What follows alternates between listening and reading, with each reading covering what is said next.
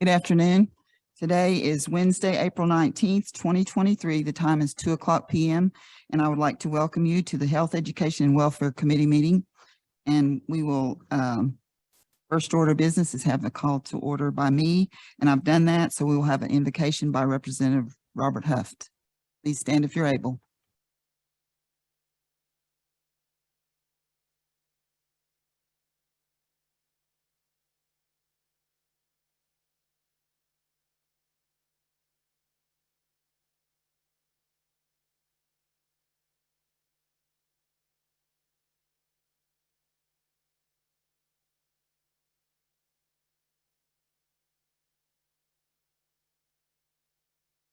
The next order of business is a roll call by Legislative Clerk April Lindsay.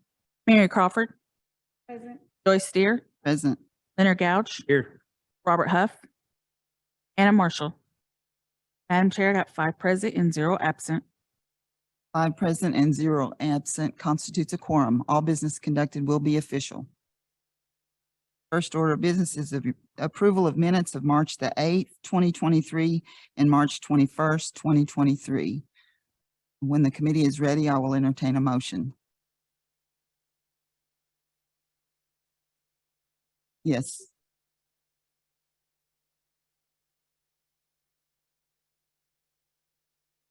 We have a motion on the floor from Representative Crawford to approve the minutes of March the 8th and March the 21st, 2023, with a second by Representative Gouch.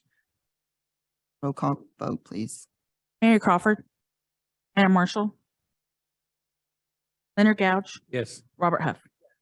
Madam Chair, you got 4 in favor and 0 against. 4 in favor and 0 against. Those minutes are approved. The first order of business is NCA 23-023, a law of the Muskogee Creek Nation authorizing a supplemental appropriation for the Muskogee Creek Nation Head Start Program fiscal year 2023 budget. Sponsor Leonard Gouch. Madam Chair, make motion to pass. You pass. We have a motion from Representative Gouch to do pass. Is there a second? Second by Representative Huft. Discussion.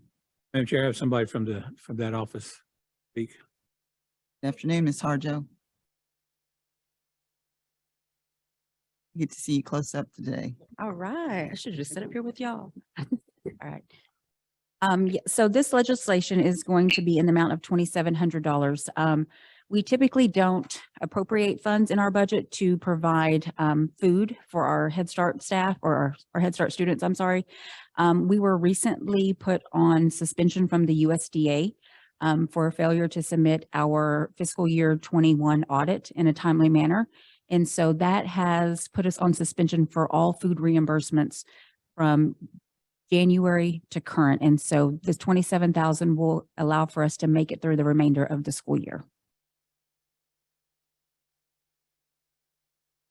Yes, question by Representative Gouch. Now, is that going to eliminate your office too for next year? So it's my understanding that when we submitted our corrective action plan back on August or April 6th, it was due on the 10th, but we submitted it on the 6th. We were given our response today on that corrective action plan, and the State Department did not accept that corrective action plan.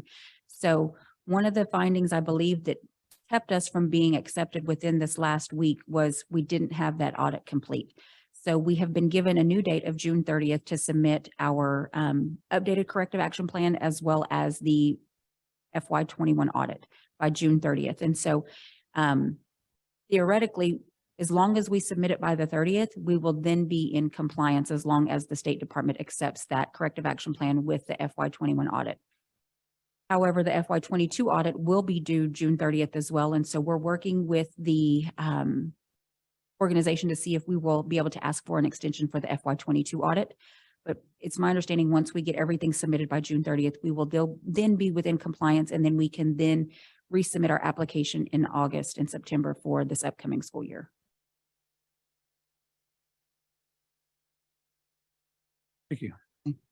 Are there any other questions for Ms. Harjo in the committee? Representative Marshall.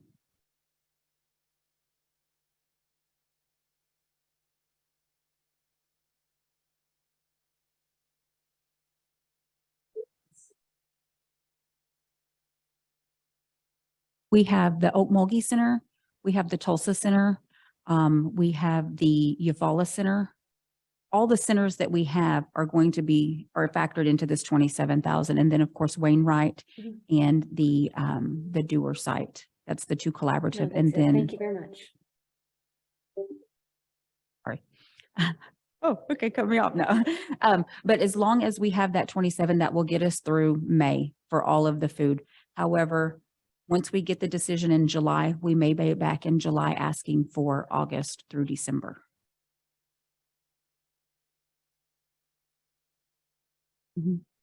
Okay, question by Representative Huft.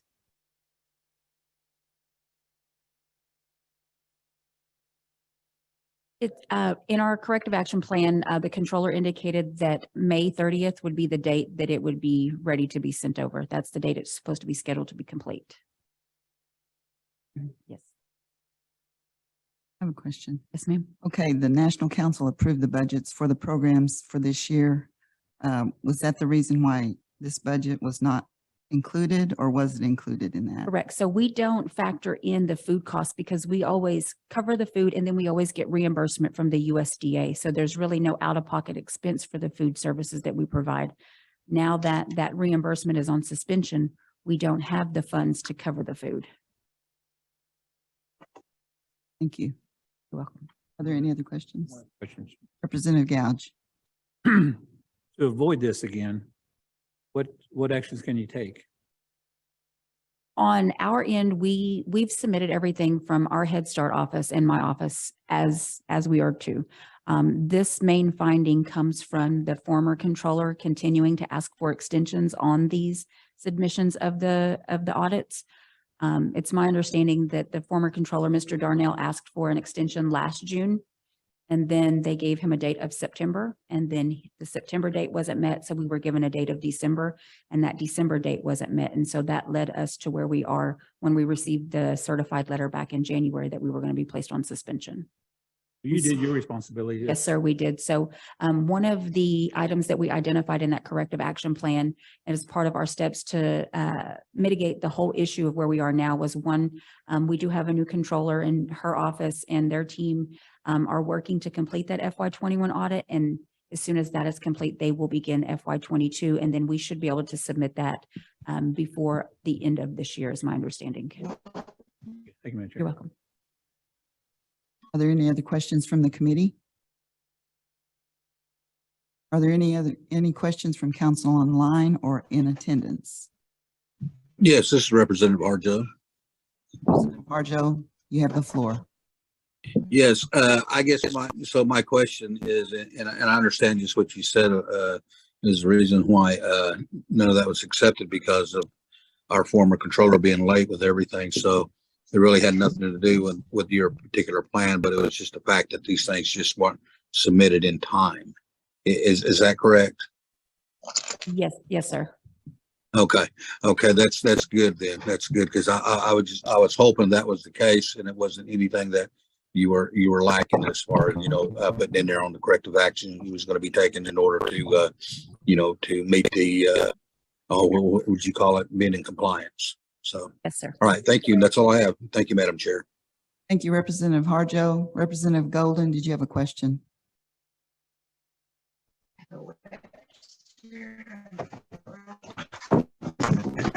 No, ma'am. Okay, thank you. Are there any other questions?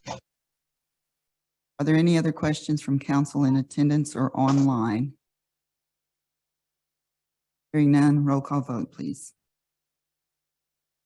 Leonard Gouge, Yes. Robert Huff. Mary Crawford, Anna Marshall. Madam Chair, you got 4 in favor and 0 against. 4 in favor and 0 against. NCA 23-023 is passed.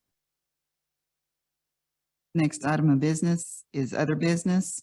Discussion of the health systems update by Secretary of Health, Mr. Sean Terry. I believe he's online. Terry, you have the floor. Thank you, Madam Chair. Can you hear me okay? Yes, we can hear you and we can see you. I apologize for not being there in person today, but I have submitted in writing my monthly report for both the monthly update and the financial update. And if appropriate and the committee wishes, I would like for you to consider to go into executive session for me, if possible, Oh, and to executive session right now for your report? please. Okay. Do I have a motion? Okay, well, we have a motion from Representative Marshall and a second from Representative Gouge to go into executive session. Who would you like to be in attendance? If the anyone from the chief's cabinet who's in the room, they're able to stay. And outside of that, it's at your discretion, Madam Chair.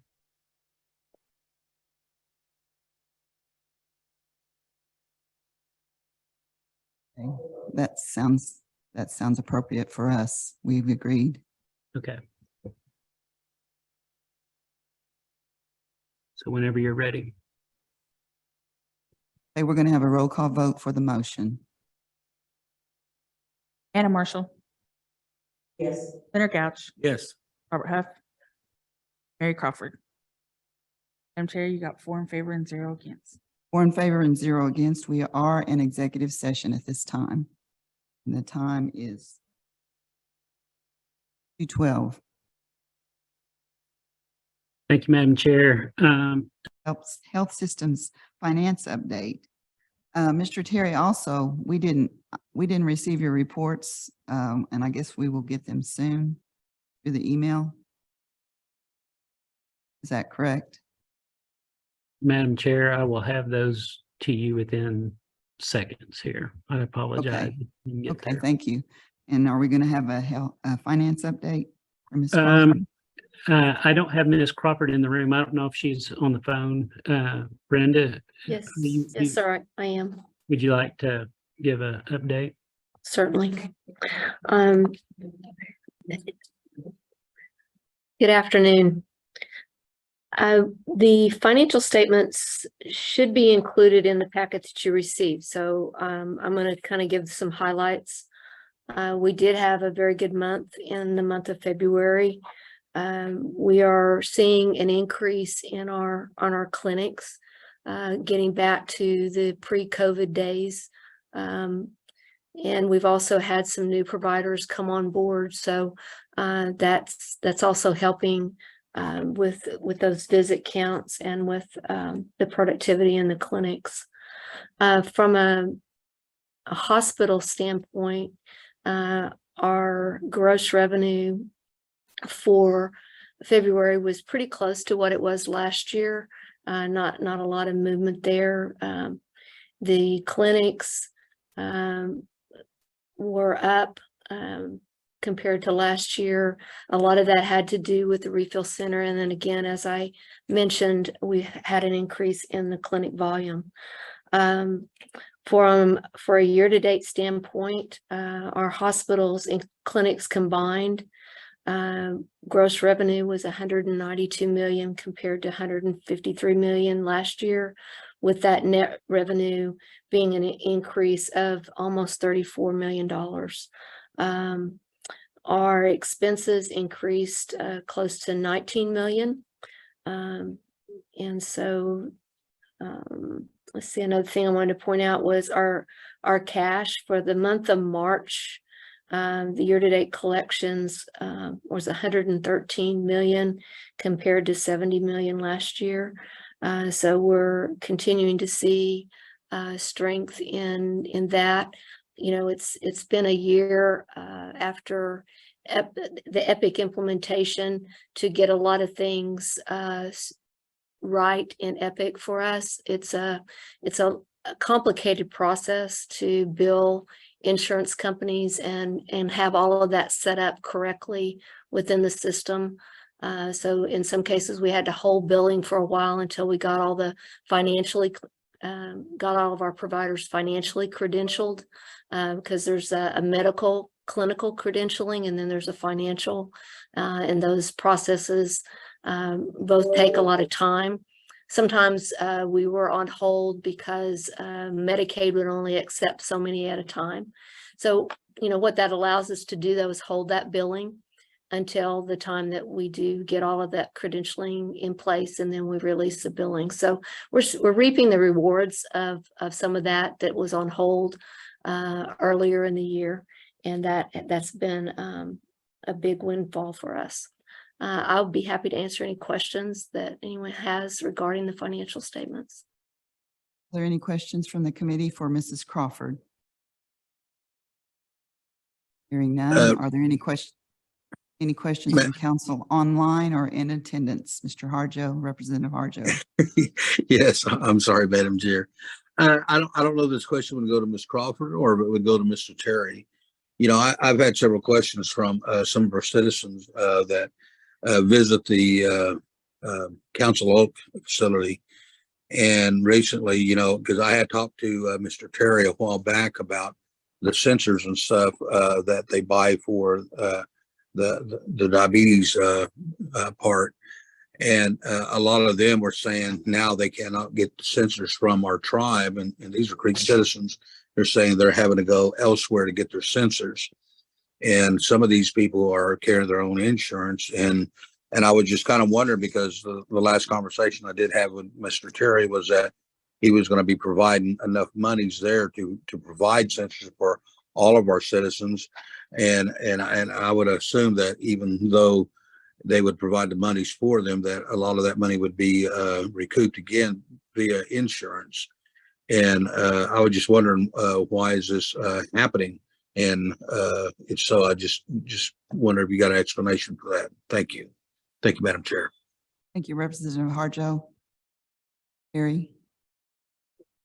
I'm happy to look into the question. I've not heard that. We spent, I believe, Brenda, was it $750,000 on these sensors? Yes, sir. So there's absolutely no reason why anyone should have to be not receiving the sensors. We did a purchase order for the year. We did a blanket purchase order with these guys and spent $750,000 on these things. So I'll look into it, but that shouldn't be happening. Thank you, sir. Thank you, Madam Chair. Thank you. Are there any other questions at this time? If not, thank you, Mrs. Brenda Crawford and Thank you, Madam Chair. Secretary Don Terry for your Thank you. reports. Thank you, committee. We are down to announcements. Are there any announcements from the committee? Representative Marshall.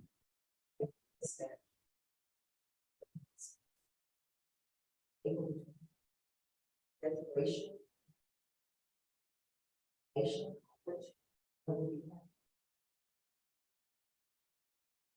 And they have 6 graduates.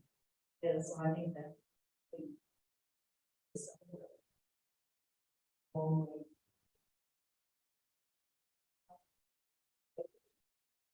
9 a.m.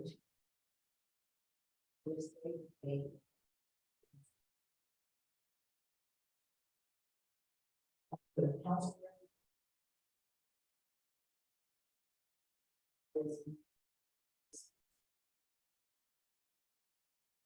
Thank you, Representative Marshall. Are there other announcements to make? Yes.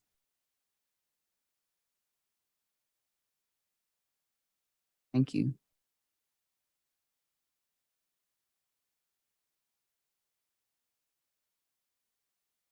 Are there any other announcements?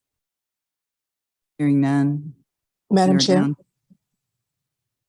Yes, Representative Yehola Osborne. Yes, ma'am.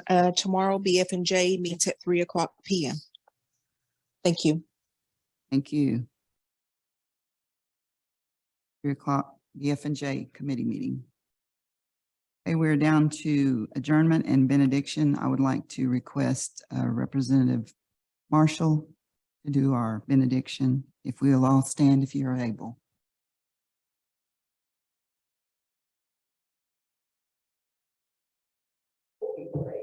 Let's just prepare the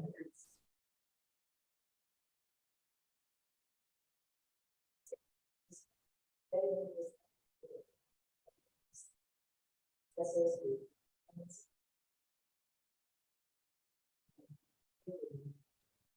As we meet this week, over the uncertain days that lie ahead, we know that you help us. And as we move forward in this resolution, that we just all together and as that we can do the best, make the best for our citizens and for this nation. We just ask either those who have lost loved ones, those who are sick and in hospitals, those who are in prison, just ask that you families with them. Just ask.